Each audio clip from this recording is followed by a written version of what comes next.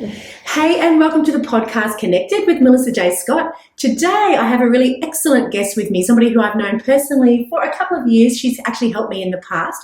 Her name is Justine Watt, and her business is New Leaf Healing.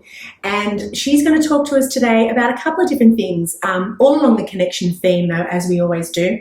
But in particular, you're a clinical hypnotherapist and also an energy healer. Yes. Is that the technical term? Yep. So I'll get you to explain what your business is, and then we're just going to have an off-the-cuff discussion about how you can actually embody a lot of these principles into your life and be more connected with yourself. Absolutely.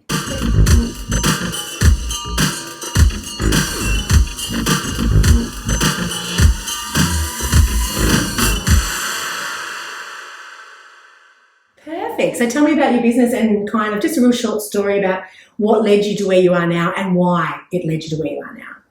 Okay, so I used to work in the corporate industry for quite some time, but I always had a huge passion and interest in alternative therapies, especially energy healing, any sort of healing modalities.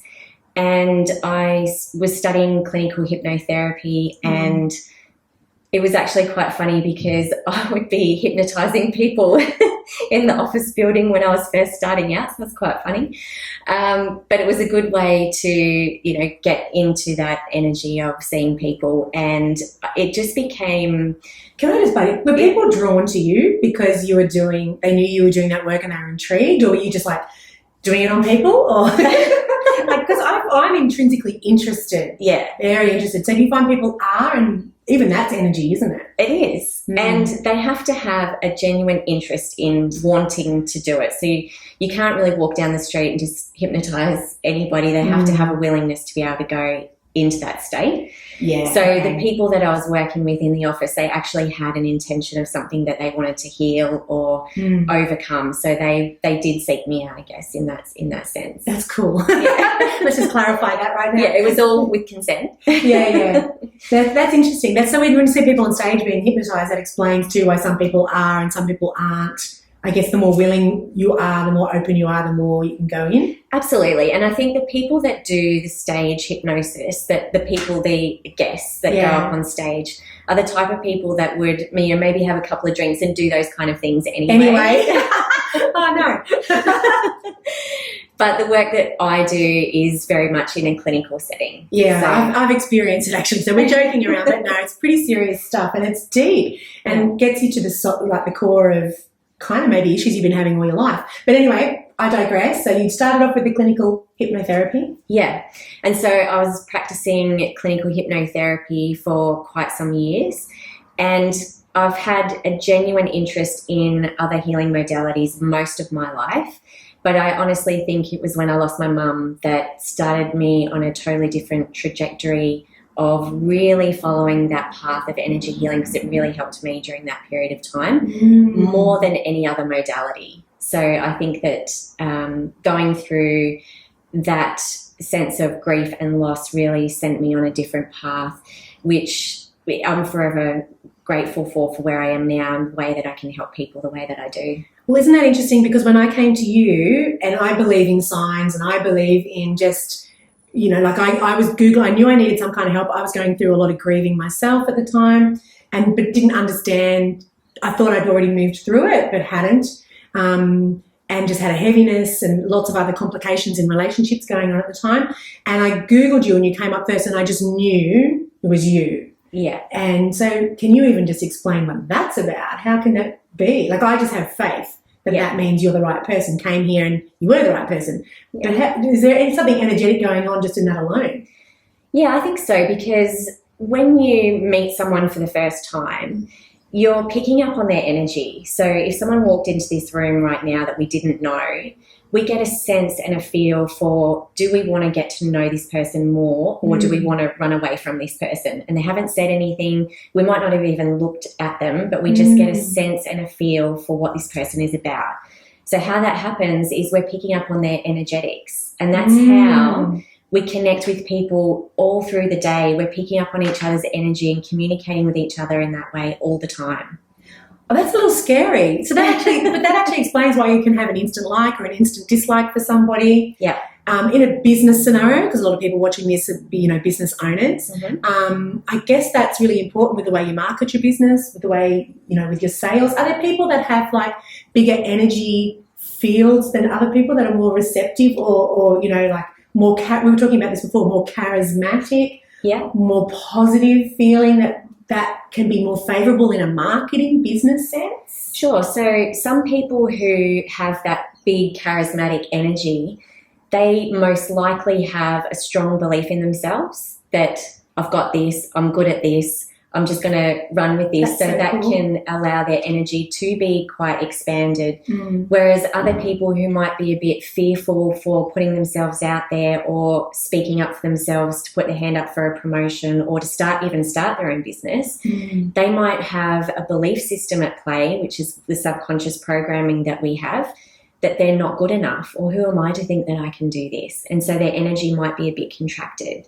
That makes so much sense. Yeah. So, okay, let's work with that theme. If somebody's feeling that way, they're not feeling like they want to do, make video, or they want to be marketing themselves, they want to be more out there, and they like, it just doesn't feel natural to them. Can they come to somebody like you and explore that? Like, can it change for them, or is it just that's their programming and that's how they are? No, absolutely not, which is the good thing, because we actually can reprogram ourselves all the time through our whole lives, and we already have done it. So we might have had a belief about ourselves when we were little, and as we've grown up, we've worked out, well, that belief actually wasn't mine, or it actually isn't true for me, and adopting a different belief and creating a totally different pathway for themselves.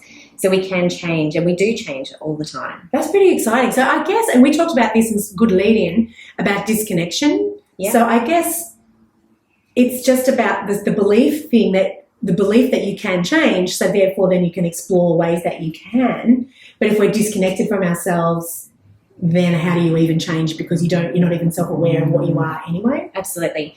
And I think a lot of people don't realise how disconnected they are. And how do you know that? It's just sometimes we're operating in that mind energy, and that can be a positive or a negative thing, where if it's in a negative state, we might be replaying those stories of I'm not good enough, who am I to think that I can do this, and actually disconnected to what's going on the emotional level with themselves, because we're not connected to ourselves emotionally, where our thoughts are overriding the emotions and what's actually happening for us.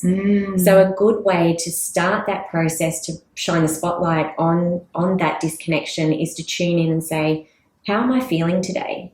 What is it that I need today? Just to allow yourself to feel more present in your body and more connected to yourself emotionally. And it's going to calm down that racing mind of that programming of perhaps those negative beliefs of I'm not good enough, or who am I to do this? Yeah, that's so amazing. So I actually thought I had a really healthy self-esteem.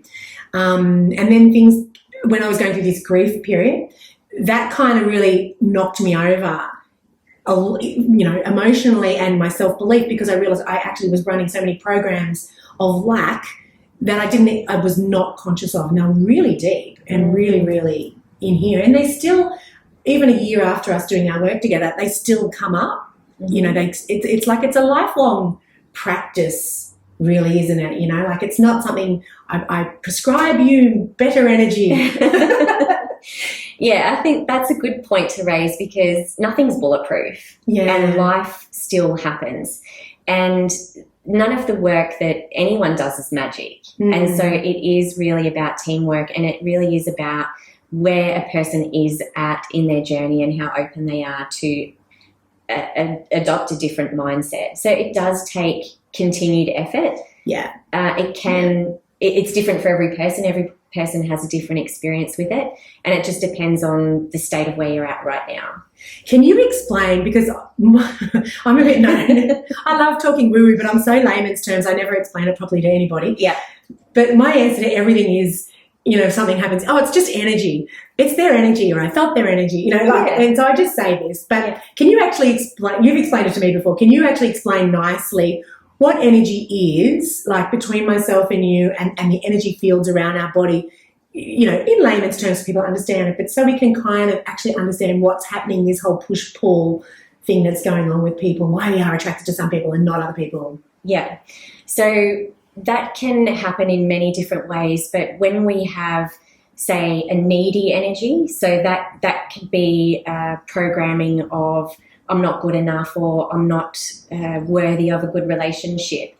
And that person could represent as quite a needy energy. And I'm sure that everyone can relate to this. When you spend time with particular people who have that needy energy, and then you spend half an hour with them and you actually feel like you need 2 hours sleep. Yeah, you feel exhausted. In some scenes, I leave. I can only be there for an hour at the most, and then I feel like I need to have a shower. Yeah. When I leave. And that makes sense, because on an energetic level, it's almost like, and this actually happens, it's like they hook into you energetically, and that is why you feel so drained. But again, this is not happening on a conscious level, and it's really hard to understand. Well, I really what's happening? Enjoyed spending time with this person, but I feel like I need 3 hours sleep to get over our half an hour catch up. So that is all energy. Sometimes if you're around people who are really aggressive or really angry, you can feel sometimes that washes off on you,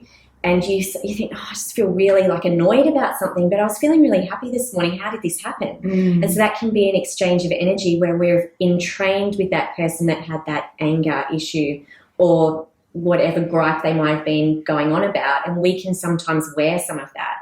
Yeah. So we have to be careful then, I guess, who we spend time with and who we allow into our energy. You talked about the hooks before. Do you want to explain more about that? Because you can actually find yourself in some kind of, could be a professional relationship or an emotional relationship with somebody who actually is maybe not healthy for you, and that you've got these hooks, and it explains why you keep going back and repeating perhaps with some things with these particular people that you don't even really want to, but you can't explain it. There's some kind of pull back to them all the time. Is this hook thing that you're talking about? Yeah, it can be. And I think the first step is just having that awareness of how you feel around certain people. And there's many different ways that we can release these hooks. So one way is through meditation. Another method is hands-on work manually with a healer working with you to help clear your energy so it's nice and bright and clear and clean. And that's what you specialize in, and I've had that experience with you, and it's amazing. Yeah. And that's what energy healing is all about, about allowing working with another person's energy with the intention of allowing your energy to be bright, open and clear and clean, with none of these hooks or cords or attachments that are not helpful for you, so that you can feel more connected to yourself and operating in the world as who you really are. So, I love that, who you really are. So it's all about really just getting back to the core of who you were born as, who you're meant to be, before we kind of got programmed by all of the energy that surrounded us as children, that then sort of started to become our new way of thinking that isn't authentically our way of thinking. Absolutely, because I believe that we're all born the same. So between birth and 7, we're like little sponges. Yeah. So we are forming our beliefs and mindsets for when we're older in life. And we are affected by, say, if there's a particular family member who expresses a lot of anger, that could be quite scary for a child, and we might adopt a belief that men equals anger. Or vice versa, women equals scary. So we can adopt those mindsets at a quite an early age. But as we said earlier, we can reprogram ourselves, which is a beautiful thing. But it takes some kind of conscious awareness, doesn't it, to then be able to do that. Like you don't just wave the magic fingers over someone's body. And I remember we did some good exercises too around journaling. I was dreaming a lot at that time, so I was writing down my dreams and processing them, trying to understand them. So there's a lot of work that you need to do, but I guess, what can people do themselves at home if they want to do some of this work with their own energy, and become more aware, more conscious of what they're doing, rather than just like automatic living random. So there's a few things that you can do that are quite helpful straight up. So meditation is a great one. And even if you have never meditated before, just doing a 2-minute meditation where you're focusing on your breathing is a great place to start, because it's going to help to rebuild that connection with yourself. Can you just show us quickly? Because just some people don't even understand what it looks like to meditate. Just like, you don't have to do it for 2 minutes, but just like really, how would you get into a space and to be that calm that you do just slow down for 2 minutes? Okay, so if you're at home, you can even do this at work if you've got space of just sitting with your hand on your heart and closing your eyes and just feeling the gentle rise and fall of your chest as you're breathing in and out, and just allow your mind to settle, allow the racing thoughts just to go to the side for a moment, and just bring your awareness on your hand on your chest and just focus on your breathing for just even a minute, and you'll notice the difference of how that feels. I slide straight in. I know. It's so good, isn't it? And I never used to be able to. Yeah. Like, you know, but it feels, this is going to sound daggy, but it feels like home. Yes. It feels really I nice. get that. You just slide in, and then you can even like find yourself smiling a little bit too. Yeah. And it's really, I know when I need to do it when my voice starts racing, or when I'm short of breath, or if I'm not able to make decisions quickly, or if I'm feeling anxious. Yeah. There's so many sort of symptoms out there. And we should talk about that. You help people with anxiety, depression. Yeah. A big part of your work is helping people process their relationships. Yes. Do you want to talk a bit about that? Yes. So the basis of all of those issues is, I think, it's really about connection. So when we feel disconnected in ourselves and we're not aware of how we're feeling emotionally, we can be quite messy in our energy because we could be full of all this gunky stuff that doesn't belong to us, and programming as well. So if we have a deep-seated program that I'm not worthy of love, and you might not be conscious of this either. No. Yeah. And it might be relationship after relationship after relationship where the same different person, same result. But you're attracting the similar energy. Exactly. Right. Okay. Yeah. And that goes back to programming, which can come from very early in our life, or we may have learnt it over time. So I am so passionate about helping women reconnect with themselves and work out what it is that they really want to call into their life, rather than sort of watching these negative patterns and loops playing out. Yes, we can learn from that. We can't make the past disappear, but we can change our perception of it. And when we take that learning and wisdom into what we want to call into our life, it does feel like magic when we can be in that space of connection and love, and feeling empowered to know that they have a choice of how this plays out for them. Yeah. And that can work in business too, because if you have a mindset and a belief that I'm not good enough, or I'm not worthy of a promotion, and so all these people are promoted ahead of you, or other people's businesses are more successful than yours, well, it's good to take a minute to stop and go, okay, well, why is this happening? So being in that land of self-responsibility as well, rather than why is this happening to me, of being, okay, well, let's have a look at it. Why is this happening, and how can we make some simple changes to call in what it is you really want? And that's where I get super excited because it's like magic. It really is, and I love it. So do you have any sort of like real life examples of people, without naming names obviously, but where people really have called in, they've come to you in a certain state and then they've been able to call in? Yeah, I've had many women who have worked in particular industries for years and years, and they've done a lot of work with the energetic alignment or hypnotherapy. And they come in and they say, so I've had this idea for years and years, but I just didn't think that it would ever come to life. But I've now got a business name and I've got a logo, and I'm so excited about this new event. That happens a lot, and I get so excited for them because they're connected. They're actually living their life, calling in what it is they're really passionate about. And they actually end up being quite successful because it's something that they're passionate about that's awoken within them, and they're living it. And to me, I get emotional when I think about it, because it's just...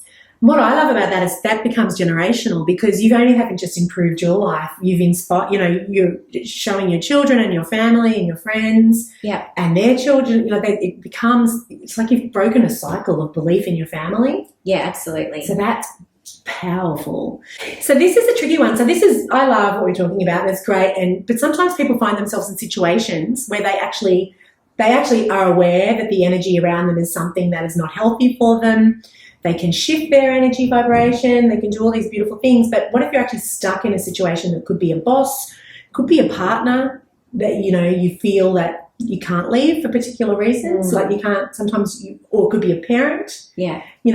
What can you do when you feel that the energy around you is not helpful or conducive to you, but you are in a situation where you actually can't change it immediately? Okay.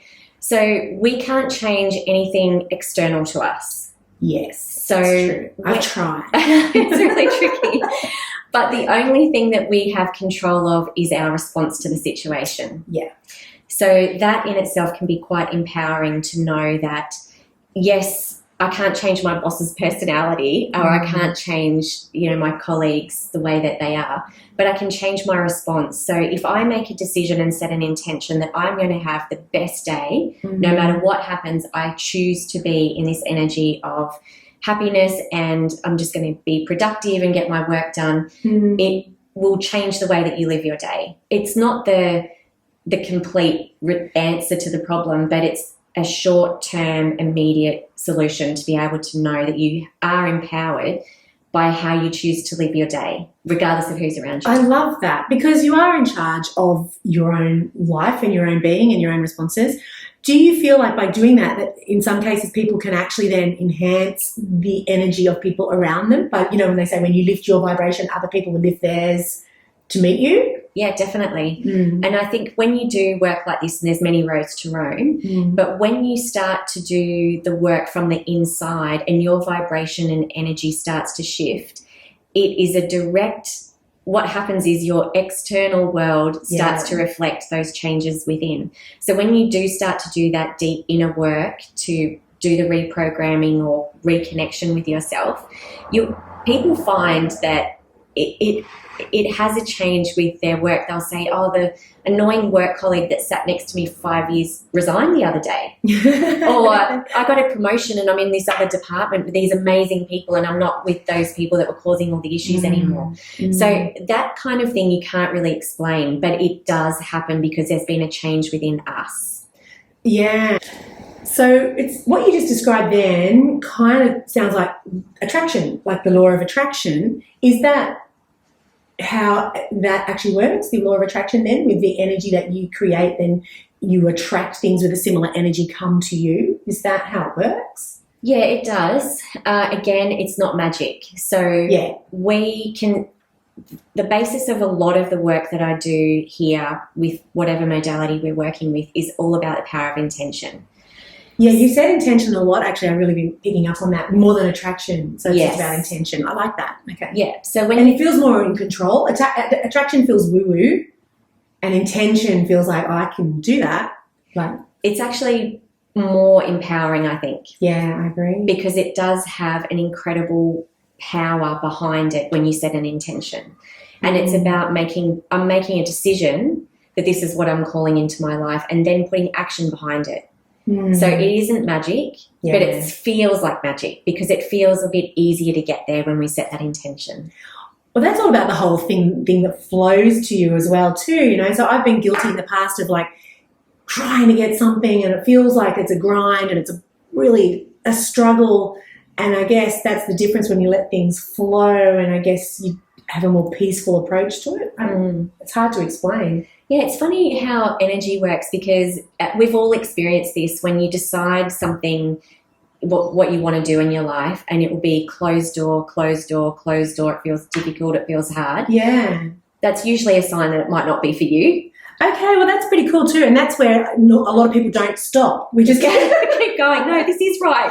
No. So that's all to do with the disconnection then, isn't it? Like it probably doesn't even feel right, but because we think we want it, now we just keep pushing for it, and the universe is sending us so many messages. It's not for us. She's not listening. Let's smack her around more. It's so funny, but it's so true. But when we are connected and we stop and listen and go, okay, let's just take a step back for a minute. Why does this feel so difficult? Yeah. Why are the doors all closing? And when we actually stop and reevaluate and reassess what's happening, we can say, maybe it's not the right time. Yeah. Or maybe this thing that I've decided is not actually for me. So I'm just going to hit the reset button, and then maybe it will unfold in a different way where it just, and we've all had an experience of this too, where you make a decision and all the doors just open, and then you end up doing something. You think, wow, how did I get here? Yeah, I know. And I mean, a lot of people will call that luck as well, but like some people seem to be exceptionally lucky. But are they perhaps just energetically really aligned with what is for them? Yeah, and I think it comes back again to programming, to know that that's what they've chosen. They've set their intentions, and that's when it does look like they're lucky. But you never know what's happening behind the scenes, and, you know, they could be setting very powerful intentions and absolutely backing themselves to know that there's no other option. This is what they're choosing for themselves, and that's when, magic. The doors open. Yeah. What about with families? We talked about this once in one of our sessions. You have got certain energies with certain people that are really strong. I think you were saying there's like a family energy. So sometimes you can be sensing if somebody who's exceptionally close to you could be on the other side of the world, but something's going on for them. You can actually feel it and sense it. Is that a thing? It is, because when we're born, we have spiritual connections with our immediate family that can never be broken. So, yeah. I'm only joking, Mum. But I think that's how we can pick up on when something's not. Yeah, that's happened to me all my life, actually. So intuition? Yeah. What's that? Is that just actually interpreting energy? Or yeah, it is. I think intuition is that ability to feel connected to yourself, and also that everyone has that ability to be intuitive. Yeah. But a lot of people don't listen to it, like we were saying, the closed doors. Just they miss the little signs. Yeah, and it's sometimes we can embody that, so we feel it. So you feel that this is a good decision, or you feel that this is the job I want, or you feel that this is a good relationship. And it's about listening to those cues and little messages that we hear and trusting it. So a lot of people talk about gut instinct, which is your ability to tune into that intuition. It literally is a gut instinct. I'm making a decision on something important at the moment, and I am feeling it in my gut. Yeah. You know, like, it's talking to me, essentially. And dreams, like, is that our subconscious? Like, you know, how far does this all go? Like, listening to yourself and connecting to yourself, like, kind of what are some ways that we can, you know, get out of our brain and into our body, and what are some ways that we can recognize that that's actually a sign? A sign. So everybody has a different way of connecting into those signs. So a lot of my clients will come in and so some people, it's license plates. And so that's me too. Numbers. I read numbers. They're like signs. And people have numbers in my world. Yeah. And letters, and the license plates will be a big cue in terms of what they need to do. I know it sounds funny, but I'm laughing because I don't tell people that about myself. Numbers on license plates I really pay attention to. Yeah. And on my Speedo. Yeah. When I see certain numbers, I know that that's a symbol or a sign. Yeah. And it can also be a song on the radio. Yeah. It can be a conversation with someone. For some people, it's feathers. Some people, it's butterflies. Whenever I see a white butterfly, I know I'm on the right path. Or it can mean so many different things to different people. But when you slow down and have that connection, you can pick up on those signs a lot easier than when we're in that busy mental energy. I've been finding lately too, so for me it's dreaming, but even more so when I wake up in the morning, the first song that's in my head, and then I'll often Google the lyrics and read them, and it's a message. Like, it's such a poignant thing on something that I was thinking about the night before. And, you know, for years I just thought it was songs in my head. But, you know, I think sometimes it's more than that. And we can do our heads into probably trying to look for signs. So you have to be careful. It's not sometimes it's just a song. Yeah, absolutely. And we don't want to be out there chasing for all these because it just won't work. So the more that we're calm and the more we're connected with ourselves, like you say, you'll be in the flow and you'll just notice those signs. Yeah. That's amazing. So how can people work with you then?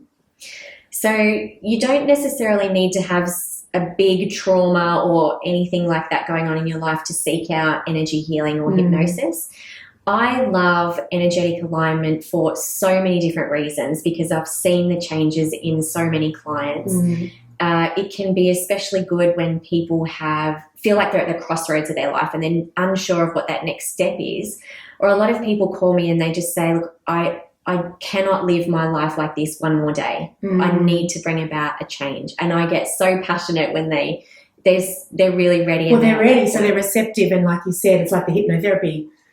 The energy healing can happen because they're calling it. Absolutely. Yeah, they've made it. They've made the intention. Yeah. Set the intention that, perfect. Yeah. So I couldn't send somebody, say, I had a partner who had bad energy in my interpretation. I couldn't just send them in and just go, hey, fix him up. No. If only. Yeah. But no, they need to have. It's individual, it's a journey. Yeah. And they need to have an intention to want to feel better. Yeah. So when people are at that point and they know, like some people just I want to see you yesterday. I'm at that point where I know this is for me and I really want to come in. And they usually can experience big changes because they're at that point where they're ready. I love it. I was ready. Yeah, I think I'm ready again. It's been a while, actually. It has been, I know. And so that's a good point. So it was probably 2 years ago when we did it. Then I think you said it can take a year to settle, which it did. And then it's kind of like, a fresh energy alignment, because I am now at a crossroads, exactly what you talked about.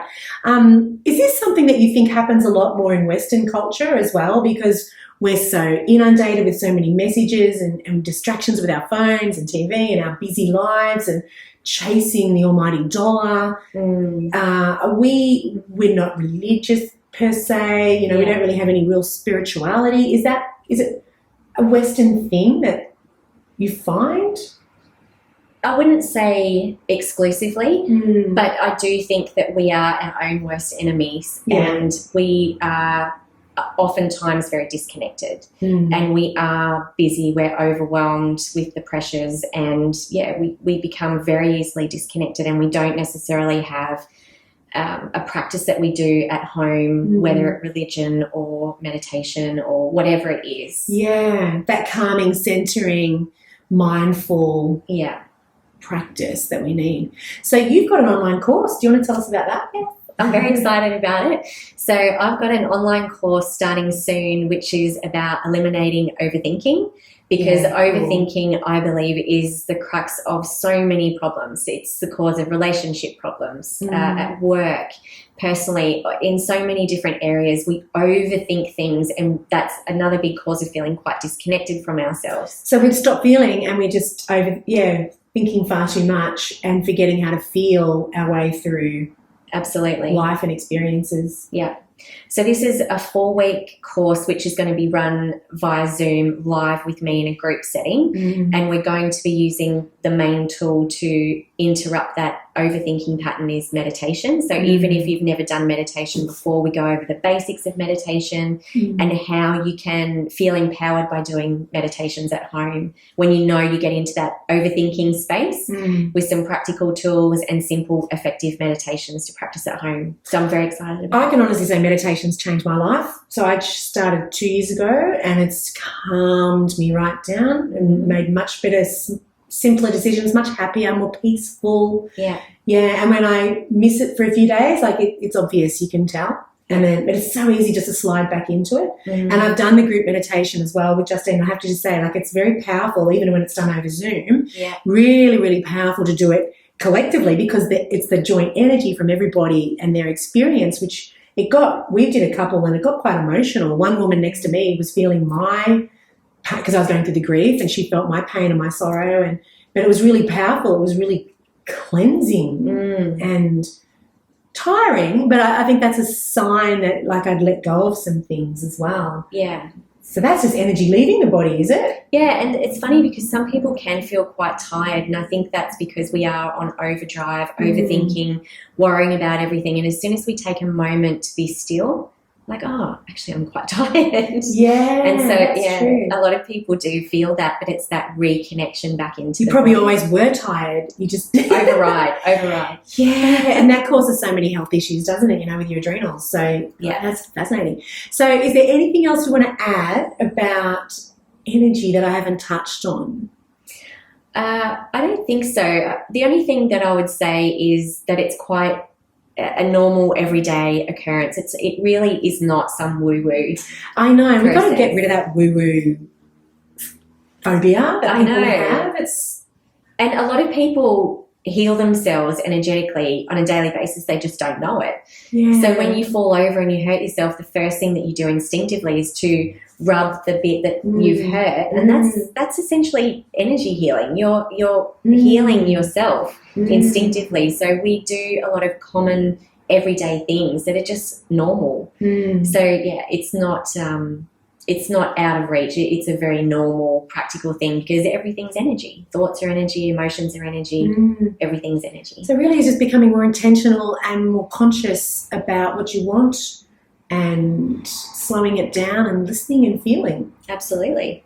Oh, that's awesome. Thank you, Justine. Now, I'm going to leave all the details at the bottom of this video and in the notes. So if you want to get in touch with Justine, I highly recommend it. You do now, thanks to COVID, we're all really aware of how we can do Zoom meetings. So you don't have to just be based in the south of Sydney to come and visit. We can do stuff over Zoom and do the group classes that you have and do the live training that you have. So it's pretty amazing and I highly recommend it.